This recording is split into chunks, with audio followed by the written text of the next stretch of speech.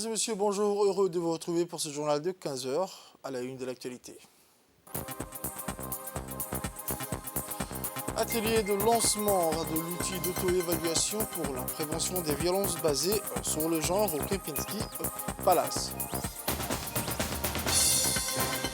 Mozambique, Kamala Harris appelle à une résolution rapide de la dette. C'est ce que nous allons voir dans cette émission de 15 heures, mesdames et messieurs. Les détails de ce journal à présent, je vous disais dans les titres, le ministère de la Femme et de la Famille, en collaboration avec le ministère de l'Intérieur et de l'Union nationale des femmes djiboutiennes, a procédé ce matin le lancement d'un atelier de 2 jours sur l'outil de l'auto-évaluation des transformations organisationnelles à Kempinski Palace Hotel. C'est dans le cadre du projet Appui à l'engagement de la société civile dans le processus du développement local financé par l'USAID et exécuté par des Kaizen Company. Le projet vise à soutenir le renforcement des capacités des organisations de la société civile à Djibouti et à promouvoir leur participation au processus de développement local.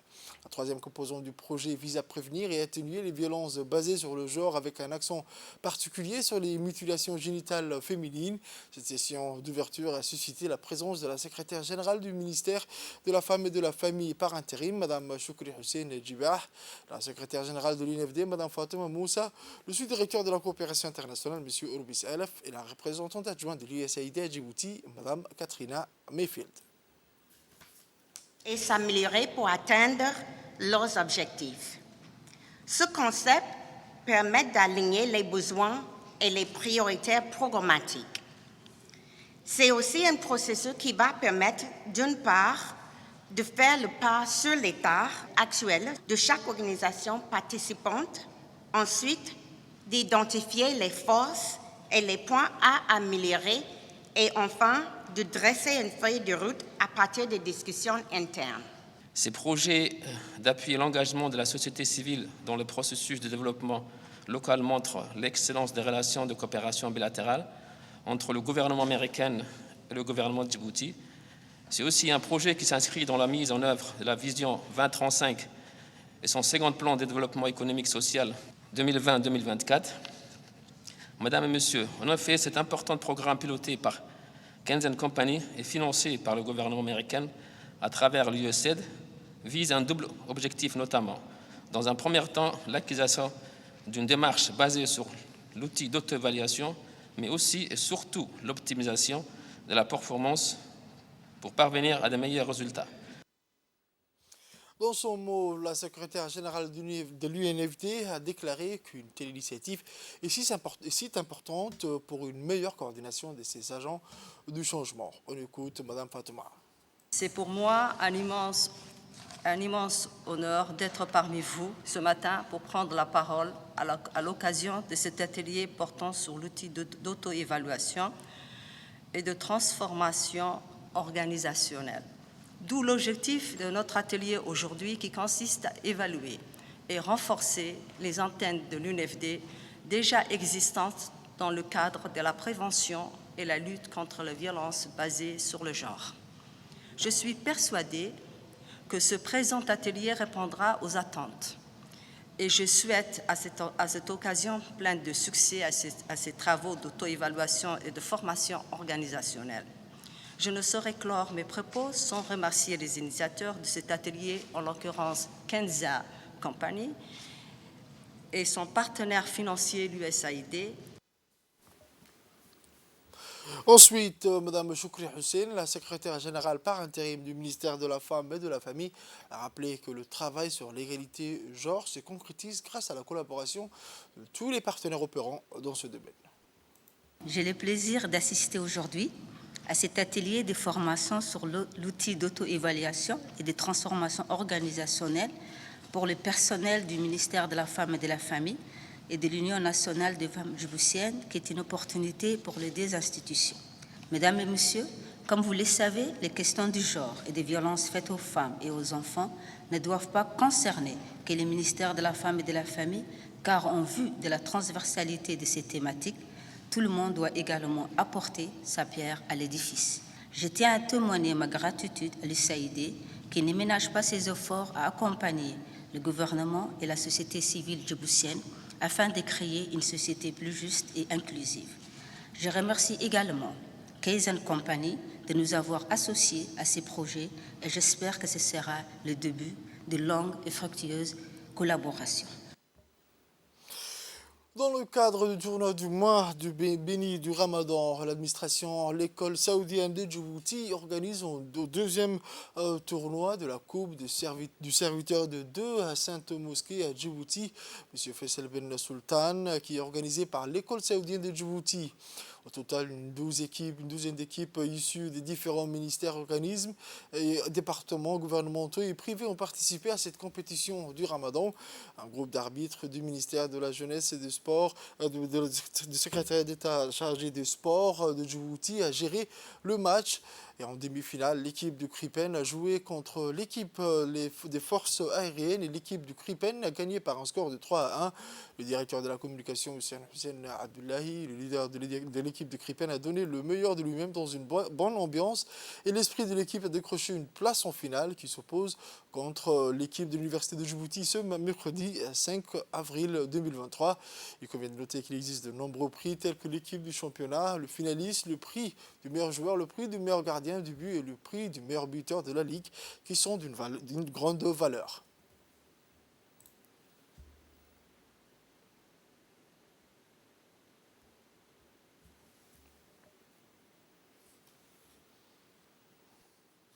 Suite à la remise des kits sportifs par Madame la ministre de la Jeunesse et de la Culture, le Dr Hibo Moumin Assowe, de la sous-direction régionale d'Ali Sabi, en collaboration avec le groupe associatif, a lancé les tournois des différentes disciplines. Le football, la pétanque, volleyball et basketball dans plusieurs sites dans la ville d'Assedjouk, dans le cadre des activités prévues en cours du mois béni du Ramadan. Au match d'ouverture étaient présents les responsables du CDC et les présidents des associations sportives qui ont supervisé le déroulement de ce dernier et se sont réjouis de la parfaite entente entre les organisateurs et les équipes participantes. Cette compétition va mettre en lice plus de 500 jeunes répartis sur 50 équipes du chef-lieu d'Ali Sabié. Quant au public, en plus du football, il a bénéficié d'un moment de détente avec l'écoute des chants d'éloges prophétiques animés par les troupes du Rassaïd de la ville d'Ali Sabié. Enfin, ce tournoi constitue une opportunité de loisir, de distraction qui va tisser les liens d'amitié, de fraternité au vu de l'engouement qui suscite chez les jeunes. Proposé par le CDC d'Ali Sabié, l'association pour la promotion et le développement des sports, en collaboration avec le CDC, a organisé sa deuxième édition du tournoi volleyball ainsi que football à 5. Nous tenons par cette occasion remercier la ministre de la Jeunesse et de la Culture pour sa pensée particulière qu'elle porte à la jeunesse dans tous les coins du pays. Nous tenons également à remercier tous nos collaborateurs, nos partenariats, nos partenaires, les associations qui nous soutiennent jour et nuit et qui contribuent au bon déroulement de ces activités. Direction le Nord, où la région de Tadjoura est réputée dans la fabrication des articles artisanaux. Conscient que l'artisanat constitue l'aspect le plus important du patrimoine culturel immatériel, les femmes de la région de la Ville Blanche, et en particulier celles de la Ville Blanche et d'autres localités comme Ardo, Bankwale ou encore Dougoum, pour ne citer que ces quelques exemples, un secteur qui s'est fortement développé au cours des dernières décennies grâce notamment à une forte demande des produits artisanaux. C'est ainsi que tous ces produits à l'étalage sont le fruit d'un savoir-faire ancestral constamment amélioré tout en préservant leur touche originelle traditionnelle. Le développement du tourisme local a été également un véritable coup de pouce pour l'artisanat.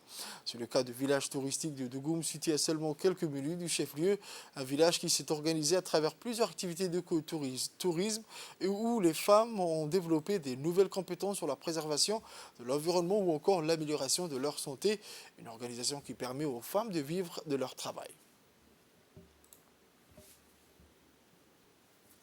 Le tourisme a été l'un des secteurs les plus durement éprouvés par la pandémie de la Covid-19 et jusqu'à aujourd'hui, ses effets ressentis. Voyant ainsi l'importance de ce secteur, le gouvernement, par le voie de son ministère, va mettre en place une stratégie, une véritable dynamique qui va insuffler une nouvelle approche, celle d'une reprise durable du tourisme afin de soutenir la population. En son sens, c'est créer des emplois, promouvoir la culture et protéger le patrimoine, mais aussi sa transmission pour les générations futures. Il s'agira d'un tourisme inclusif, un tourisme tourisme qui n'exclut personne, un tourisme qui protège, non qui détruit. Il s'agirait de repenser l'avenir du secteur du tourisme et la façon dont il va contribuer à la vie de la population djiboutienne.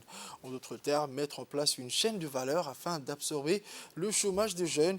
Il s'agit de réduire la pauvreté par l'intégration des jeunes dans la chaîne de valeur qu'est le tourisme. Pour cela, il sera question de s'appuyer sur les capitaux entrepreneuriaux qui existent. En effet, il s'agit de mettre en place une politique qui favorise un environnement propice à l'entrepreneuriat et aux petites et moyennes entreprises touristiques durables qui investissent dans le développement d'une main-d'œuvre touristique qualifiée et qui facilite également la transition de l'économie informelle à l'économie formelle. Un axe essentiel centré sur l'humain dans une vision inclusive, durable et résiliente, un tourisme qui sera ancré dans la durée pour les générations futures. C'est dans ce cas que le ministre du Commerce et du Tourisme a lancé dans la matinée le jeudi 16 février 2023 au Palais du Peuple une conférence sur l'entrepreneuriat et le métier du tourisme. Cette conférence placée sous le haut patronage du ministre du Commerce et du Tourisme, M. Mohamed Ouassama Diriye, a vu la participation de plus de 150 jeunes djiboutiens. L'objectif est d'inciter les jeunes à découvrir et saisir les opportunités d'emploi, y compris l'entrepreneuriat existant dans ce secteur stratégique pour le développement économique de notre pays.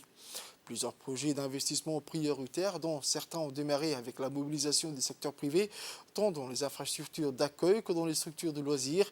Ces infrastructures identifiées permettront de créer à court terme plus de 2000 emplois, incluant de nouveaux métiers dans ces secteurs.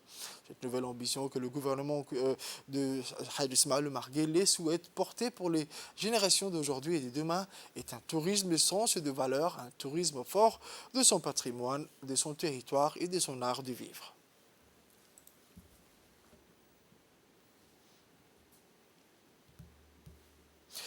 Agréé par la Confédération mondiale des activités subaquatiques, le centre de plongée de Île Moucha, 100% djiboutien, assure les baptêmes, les formations, les explorations.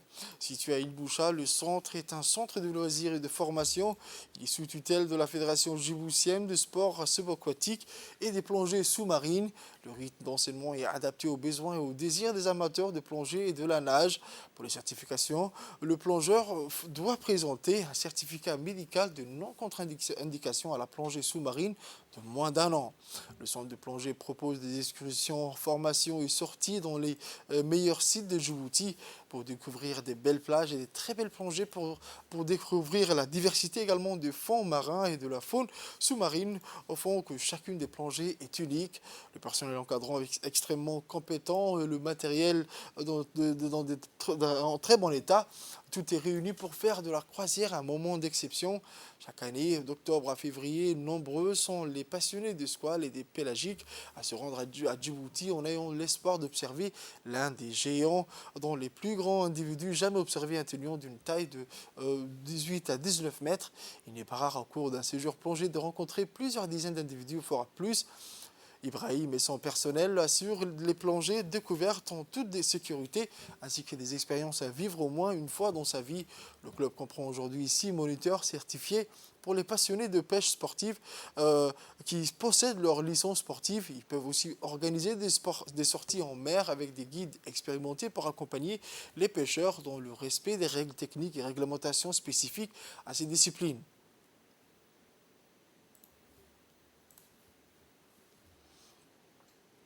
Fait divers de ce journal, dans le cadre de la lutte contre le trafic des êtres humains, dans la journée du 31 mars 2023, les gendarmes de la brigade d'Ali Sabieh étant territorialement compétents en collaboration avec les éléments de la sécurité routière accompagnés par des renforts de la gendarmerie mobile ont procédé à une opération de grande envergure dans le secteur appelé Araoussa, Iskoutir et Kourtimali au Grand Bara. Au cours de ce ratissage, les gendarmes mettent la main sur 97 clandestins éparpillés dans différents coins de Talvek dans le but d'atteindre l'embarcation pour aller jusqu'au lieu dit Ado Okoma. Sur 97 migrants, 9 sont des femmes et 88 sont des hommes. Ces migrants voulant se rendre au pays du Golfe afin de s'enrichir. Il est de rappeler que ces ressortissants, 24 seraient d'origine tigrée et 73 sont d'origine oromo. Après avoir avoir eu le rafraîchissement, ces migrants ont été refoulés par le moyen roulant de la gendarmerie nationale à destination vers la frontière de Galilée. Quant aux guides qui ont facilité le trajet pour ces ressortissants éthiopiens serrés en cavale. Face à cette situation, un avis de recherche a été lancé par la gendarmerie nationale. Une fois interpellés, les guides ils seront traduits devant la justice pour répondre de leurs actes. Pour les actualités internationales, je vous disais dans le titre, la vice-présidente américaine Kamala Harris a réitéré vendredi son appel à une finalisation rapide de la restructuration de la dette colossale de la Zambie lors d'une visite dans le pays d'Afrique australe, dernière étape d'une tournée continentale. Les États-Unis ont fait pression pour que les créanciers dans la Chine allègent la dette extérieure du pays estimée à 17,3 milliards de dollars. La Zambie est tombée en défaut de paiement en 2020 en pleine pandémie du Covid. Kamala Harris, première femme et première personne de couleur élue à la vice-présidence américaine, est arrivée vendredi à Lusaka après s'être rendue à Tanzanie et au Ghana. Elle s'était déjà rendue au Zambie dans sa jeunesse pour rendre visite à son grand-père maternel qui y travaillait à Lusaka et s'est arrêté brièvement à l'endroit où il a vécu dans les années 1960. C'est tout pour ce journal de 15h, mesdames et messieurs. Merci à vous de l'avoir suivi et restez avec nous pour la suite du programme sur Télé Djibouti.